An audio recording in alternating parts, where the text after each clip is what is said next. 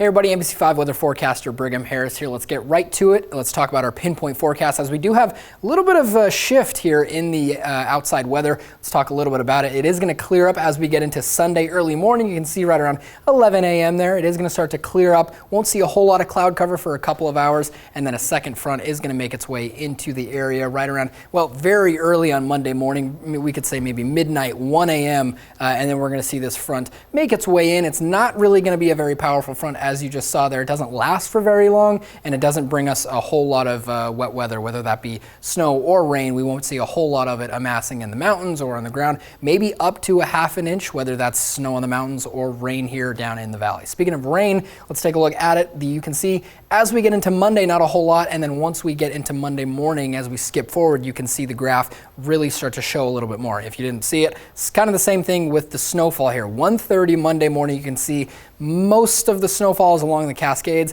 and you'll see it kind of stay along the Cascades, but as we press forward and see into more of Monday there, that only gets us into around 6:30 p.m. But for the most part, we are going to be seeing, again, most of that rain and snow on Monday, and then after that, it should clear up quite a bit. Tonight, the winds are going to calm down a little bit, and then as the sun comes back up, we see a little bit more movement in the air. We will be seeing gusts up to 30 miles per hour. You saw there east of the Cascades, maybe even along the coast there. For the most part, it's not, again, going to last very long, as these next couple of fronts are very weak and they won't be bringing us a whole lot of weather, if that makes sense. Now, along the coast tonight and tomorrow, we do have a chance of rain tonight. That's not a very large chance, but there is still a chance of isolated showers along the coast. And tomorrow it's going to start out cloudy, and then it's going to get pretty clear.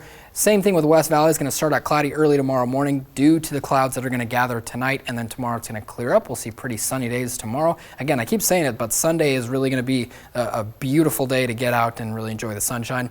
East of the Cascades, though, going to stay pretty cold, very much below freezing tonight. Alturas and Christmas Valley will see lows in the teens, but good news for them, not a whole lot of chance for precipitation tomorrow. If so, it's going to be in those higher elevations, and it's going to be very light snow or rainfall.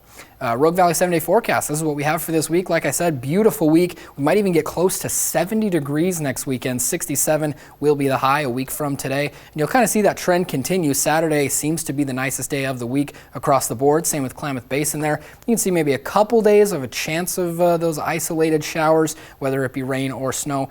But temperatures are going to start to pick up as we make our way into the middle of March, and there along the coast as well. You can see best day of the week is going to be next Saturday, 59 degrees and sunny. Get out and enjoy the sun this week.